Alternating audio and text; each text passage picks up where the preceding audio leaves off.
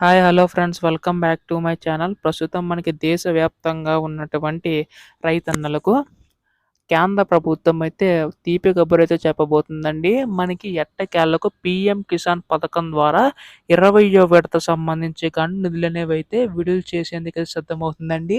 అయితే అసలు నిధులు ఎప్పుడు విడుదల చేయబోతుందని చెప్పేసి చాలామంది అడుగుతున్నారు.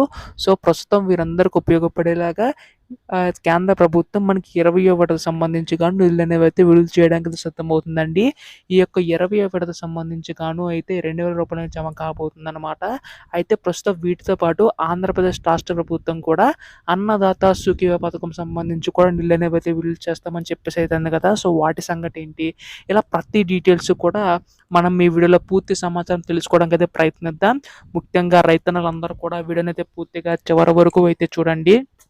అంతకంటే ముందు కొత్తగా ఎవరైనా మన ఛానల్‌ని చూసినట్లయితే దయచేసి వెంటనే ఛానల్ అయితే సబ్స్క్రైబ్ చేసుకోండి మిత్రులారా. దీని ద్వారా నేను పెట్టే ప్రతి చిన్న లేటెస్ట్ అప్డేట్ కూడా మీరు ఎప్పటికప్పుడు మిస్ కాకుండా తెలుసుకోగలుగుతారు. ఇంకా ఆలస్యం చేయకుండా వీడియోలోకైతే వెళ్ళిపోదాం. సో, ప్రస్తుతం కేంద్ర ప్రభుత్వం రైతన్నలందరికీ ఉపయోగపడేలాగా 2019లో పీఎం కిసాన్ సమ్మతి యోజన పథకం అయితే తీసుకురావడం అయితే జరిగిందనమాట. ఈ పథకంలో భాగంగా భూమి కలిగిన ప్రతి రైతుకి కూడా దాదాపుగా దేశవ్యాప్తంగా 9.5 కోట్ల మంది పైగా రైతన్నలైతే ఉన్నారు. వారందరికీ కూడా ఉపయోగపడేలాగా కేంద్ర ప్రభుత్వం దగ్గర సహాయం అది అందించాలని చెప్పేసి మనకి ప్రధానమంత్రి మోడీ గారు ఈ పథకం అయితే తీసుకురావడం అయితే జరిగిందనమాట. అంటే మనకి ప్రతి సంవత్సరం కూడా 3 విడతల్లో రూ. 6,000 అనేవి జమ చేసుకుంటూ రావడం అయితే జరుగుతుందనమాట. ప్రతి విడత కూడా రూ. 2,000 అనేవి జమ చేస్తుంది. సో, దీనికి సంబంధించి గాను ఈ కేవైసీ తప్పనిసరి అయితే చేసింది.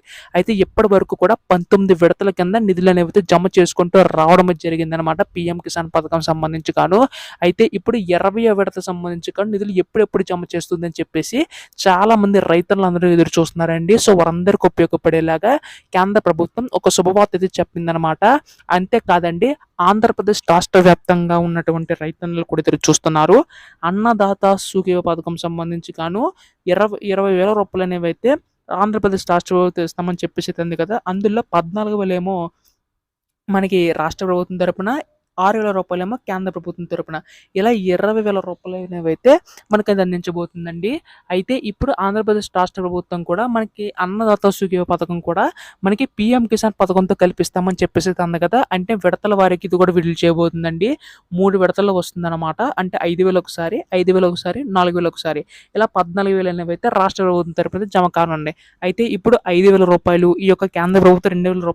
7,000 అనేవైతే రైతుల ఖాతాలో జమ కాబోతున్నాయి. సో, ప్రస్తుతం వీటికి సంబంధించి గాను కేంద్ర ప్రభుత్వం ఈ యొక్క నెలలోనే విడుదల చేయడానికి సిద్ధమవుతుందనమాట.